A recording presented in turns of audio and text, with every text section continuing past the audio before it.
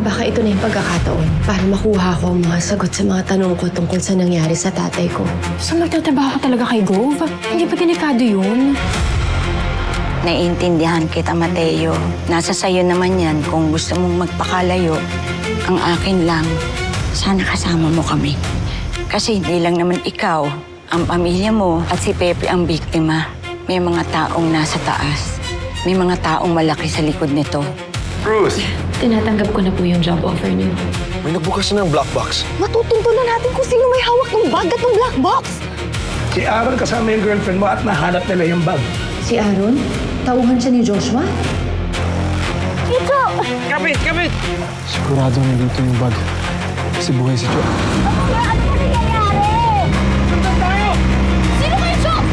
Salamat sa info niyo ni Francesca.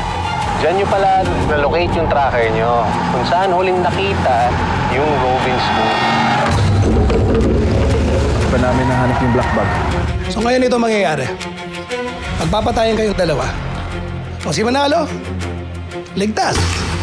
Kung sino matalo, well, walang aalis hanggat walang namamatay! Hindi, sister, nagsinungaling kayo sa akin eh. Ngayon hindi ko alam kung anong iisipin ko. Kung nagsasabi ba kayo ng totoo, kung may tinatago pa ba kayo sa akin, hindi ko maintindihan kung bakit tinago niyo tong bag na to sa akin. Gusto ko rin nung maintindihan.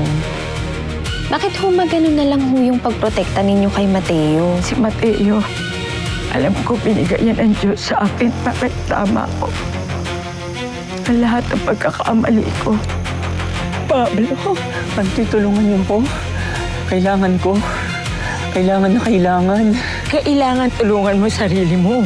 Hindi na mawawala yung bisyo mo kapag tinulungan kita. Teka nga, kuya, bakit di po ba tinututumbas namin? Ano po bang kasalanan namin? Ma'am, private property po to. At bawal din po kayo mag-park dito. Ano trespassing? Hindi kami trespassing. Trespassing po kayo. Nagalit po ang may-ari. May-ari?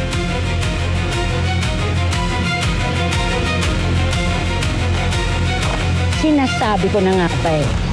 Hello, my sister.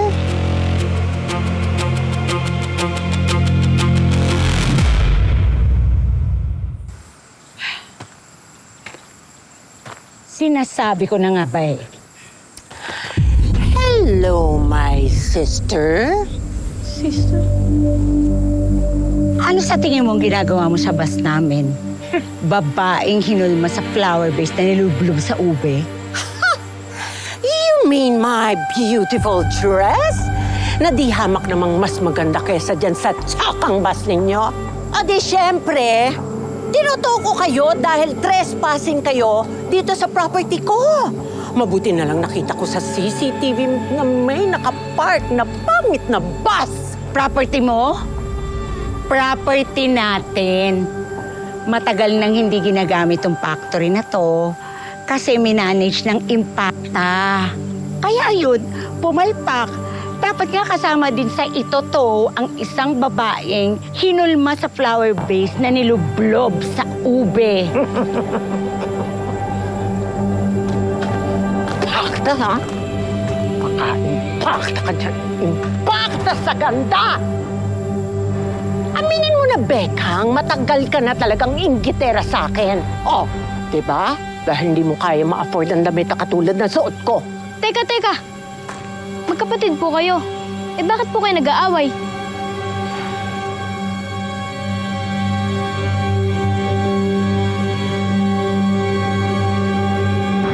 Palaging pinagmamalaki ni Governor Mireles na isa sa mga major achievements ng administrasyon niya ay ang pagsugpo ng krimen. Ang tanong ko po sa inyo, nasolusyonan nga ba ito?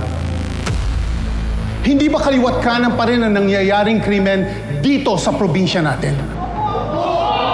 Hindi ba ang tunay na krimen na dapat natin nilalabanan ay ang korupsyon ng mga politicians at ang pang-aabuso ng kanilang kapangyarihan? Hindi ba ang mga political dynasties at ang mga taong nagnanakaw sa kaban ng bayan ang tunay nating mga kalaban?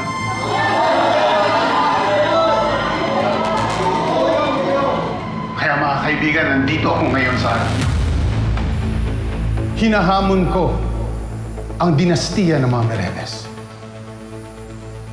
Espesyal kong inaanunsyo ang aking pagtakbo bilang gobernador ng ating probinsya sa susunod na eleksyon. Nakuha si Dalawang David! Ang susunod nating gobernador!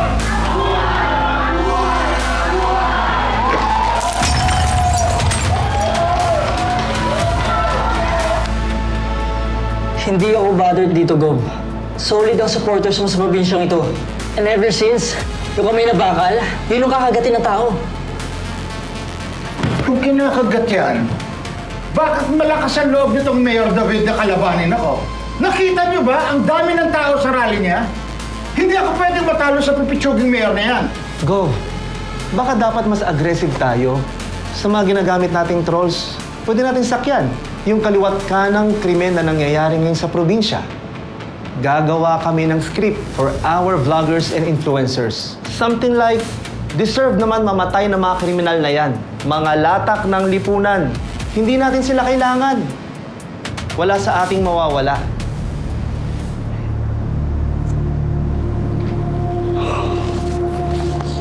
Alis, kailangan ka dito. Alis. Ano pinagbubulungan niyo dyan? Wala po, Gob. Hindi, gusto ko marinig ang opinion ninyo. Ako po? Ayun po. Ikaw, Ruth.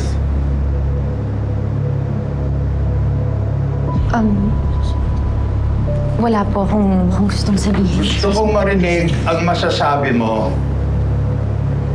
bilang biyuda ng isang kriminal. Obviously, meron kang opinion tungkol dito. Salita ka. Huwag ka nang magpigil. Magsalita ka na. Hindi lang siguro ako sang-ayon. Hindi ako sang-ayon sa strategy ninyo na idiin ng mga kriminal para lang maipanalo ang kampanya ninyo.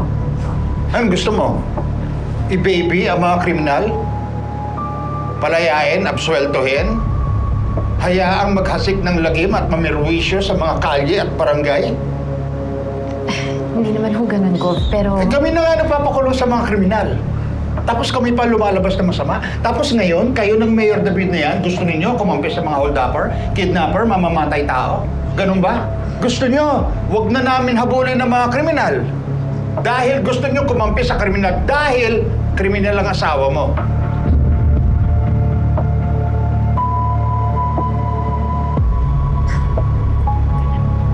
Excuse me lang ho,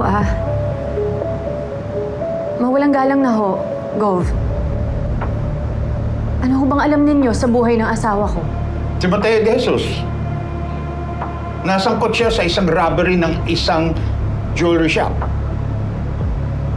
You know what? And to be honest, he deserved that. People like him deserve to die. Kung hindi naman siya gumawa ng krimen, ay di sana hindi ka byuda ngayon. Meron kang katawang sa pagpapalaki ng anak ninyo, hindi ba? Mabuti hong asawa at ama si Mateo. At naniniwala po ako na kaya niya nagawa yung krimen na ibinibintang ninyo sa kanya dahil gusto niya kami bigyan ng magandang buhay. Kinailangan niyang kumapit sa patalim para makarinig yung anak namin na si Miriam. At siguro naman ho, walang tao yung may gusto o kaya yung pinapangarap na maging isang kriminal. Yung mga kriminal ho na pinapahuli ninyo, may mga kwento rin ho yung mga yun. Meron silang anak, meron silang ama, meron silang ina, meron silang kapatid na binubuhay. Sa tingin ninyo, bakit sila nakakagawa ng krimen? Dahil kumakalam yung sikmura ng mga pamilya nila. Dahil meron silang mga anak na kailangan buhayin, pag-aralin, o kaya ipagamot. Kaya kung kinakailangan nila itaya yung buhay nila para sa mga anak nila, sigurado ako gagawin nila yon dahil ayaw nila na maging katulad nila yung mga bata. Kaya ho sana, bago niyo sila husgahan, bago niyo ho sila tawaging masama. Bago ho ninyo sabihin na sana mamatay na lang sila. Sana tanungin niyo po muna kung tinrato po sila ng mabuti ng mundo. At sana ho yun ho yung magawa ninyo bilang ama ng probinsya, Gov. Sana ho gamitin niyo ho sa mabuti ang kapangyarihan ninyo para sa ikabubuti ng lahat. Hindi para sa ilan lang. Tapos ka na. Umalis ka na.